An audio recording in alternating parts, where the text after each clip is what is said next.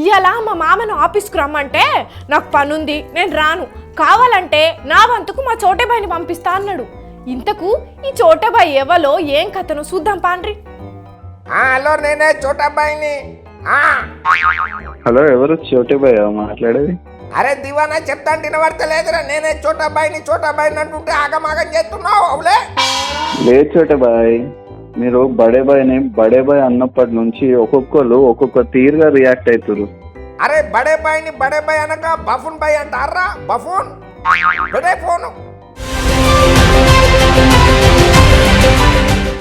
వామ్మో, ఈ చోటేబాయికి జర కోపం ఎక్కువే ఉన్నట్టున్నది. మరి చోటేబాయి ఇట్లున్నాడంటే బడేబాయి ఇంకెట్లుంటాడో. వీళ్ళిద్దరు మాట్లాడుకుంటే ఎట్లుంటుందో ఇందాం. అరే అసలు ఇదంతా బడేబాయి ఇక్కడికి వచ్చుతోనే అయ్యింది. కదేదో వాళ్ళతో మీతో మాట్లాడే బదులు బడేబాయితోనే ముచ్చట డైరెక్ట్గా అడిగి తెలుసుకుంటే అయిపోతుంది. ఈ బడేబాయి చోటేబాయి. హలో బడేబాయ్, నేను చోటాబాయిని మాట్లాడుతున్నా. హలో చోటేబాయ్, ఆహా कैसे हो? अच्छा है. ఏంది సడన్ గా నీది నాకు ఫోన్ చేసినాయి? నాకడానికి మీరేమన్నా తేనె నబ్బడే బాయ్, తేనె పూసిన కత్తి. అరే చోటే బాయ్, అట్లా అంటారేంది? అరే అట్లా నాకపోతే ఇంకెట్లనాలే? నేనేదో ఫ్లోలో నేను బడేబాయ్ అన్నందుకు ఒక్కొక్క తీరుగా నాకు ఫోన్ చేసి నన్ను తగులుకుంటున్నారు. ఈ బడేబాయ్ చోటేబాయ్ పంచాయతీ మీద మాట్లాడుకుంటుండ్రా వీళ్ళు. అయితే ఇంకా మంచిగా వినాల్సిందే.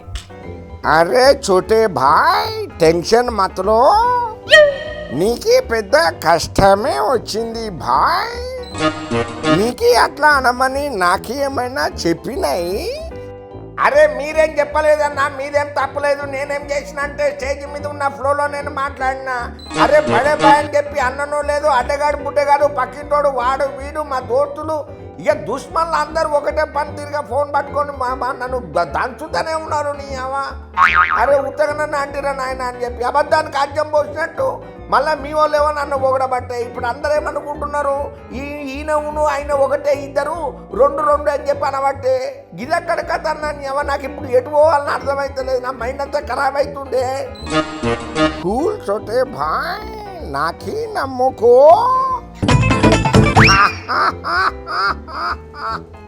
అరే అన్న, నువ్వు మంచిగానే చెప్తున్నావు తడిగుడ్డేసుకొని. నీకేం తెలుస్తున్నా బాధ? నూట్ల పడ్డోని మీద 100 రాళ్ళు వేసినట్టే ఉన్నది ఇక్కడ వ్యవహారం అంతా.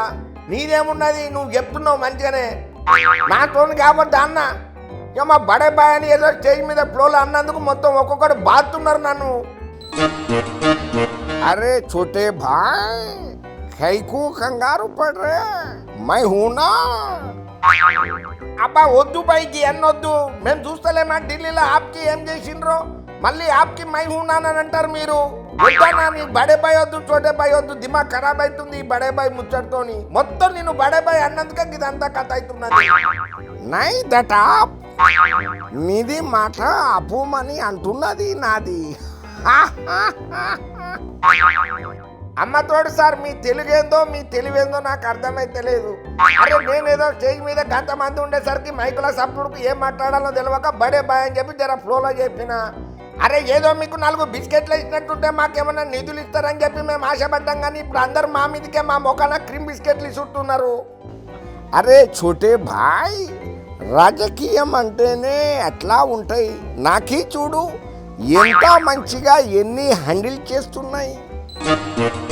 అరే అన్న, నీ హ్యాండ్ తెలుసు, నీ హ్యాండిల్ కూడా తెలుసు. ఏమన్నా అంటే సిఐడి అంటావు, ఈడీ అంటావు, మాకు తెలియదా అన్న నీ సంగతి ఏందో? నువ్వేం మాట్లాడతావు, ఎప్పుడు ఎట్లుంటావో?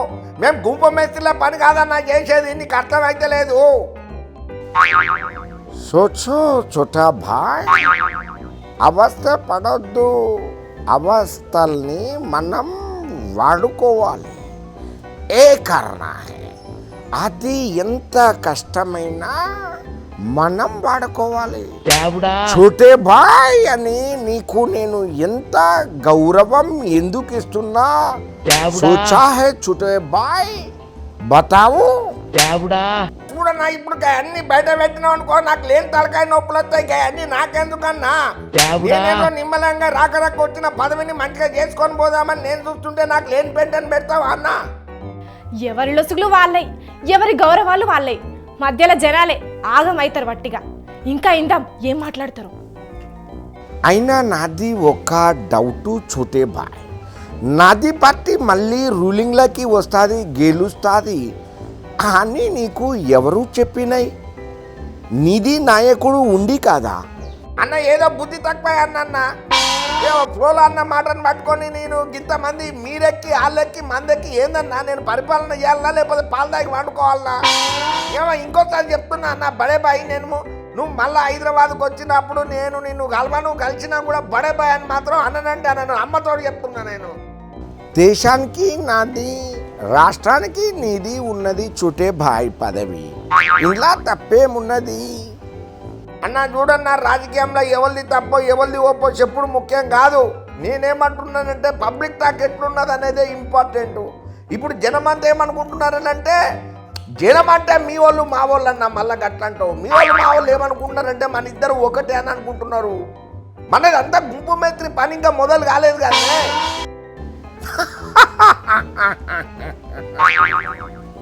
చోటే బాయ్ అయితే వచ్చాయి ఢిల్లీకి రేపు. మన ఏక్నాథ్ షిండే ఉన్నాయి, మాట్లాడతాం మనం. అన్న నువ్వు పిండించుకున్నది చాలన్నా, చాలు. నీ కడుపులో తలకాయ పెడితే నీకు దండం పెడితే ఇంకా వద్దు వద్దు. ఇక నేను ఎప్పుడు కలవాలనో నేనే వచ్చి నీతో కలుగుతా. నేను నీకు ముందుగా ఇన్ఫర్మేషన్ ఇచ్చే కలుగుతా.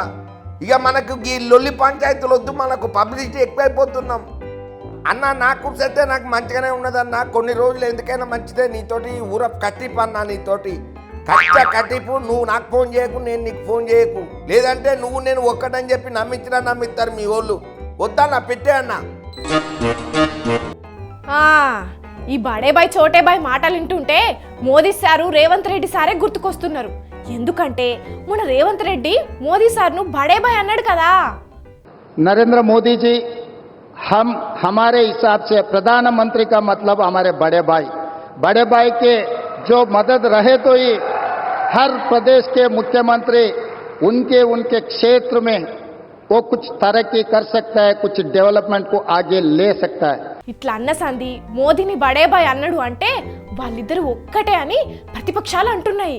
రాష్ట్రంలో కాంగ్రెస్ భవిష్యత్తు నాకైతే నిన్న మీటింగ్ తోని మంచిగా అర్థమైంది. ఖచ్చితంగా రాబోయే రోజుల్లో మహారాష్ట్రలో జరిగినట్టు, అస్సాంలో జరిగినట్టు రేవంత్ రెడ్డి గారు వచ్చే ఎన్నికల తర్వాత బీజేపీ తీర్థం పుచ్చుకోవడం ఖాయమనే మాట మాత్రం నేను మీకు పక్కా చెప్తున్నా. ఇంతటితో కూడా ఆగుతలేరు. మళ్ళా మోదీనే గెలవాలి, రాహుల్ గాంధీ ఓడిపోతాడని వీళ్ళు ఒప్పుకున్నట్టేనా అని ఉల్టా ప్రశ్నలు ఇస్తుండ్రు. బడే బాయ్ ఇట్లనే ఉండాలి, మీ ఆశీర్వాదం మా మీద. ఎన్నికలు 2 నెలలు లేవు. భవిష్యత్తులో కూడా నీ ఆశీర్వాదం నా మీద ఉండాలంటే ఏమన్నట్టు? మా రాహుల్ గాంధీ అంటే తటపార వేస్ట్ కేసు, అది గెలిచేది లేదు పీకేది లేదు, మళ్ళా నువ్వే ప్రధానమంత్రి అని చెప్పినట్ట కదా. మొత్తానికి బడే బాయ్ చోటే బాయ్ అనే పేర్లు ఇప్పుడు తెలంగాణ రాజకీయాల్లో ట్రెండింగ్ గా మారినెప్పో.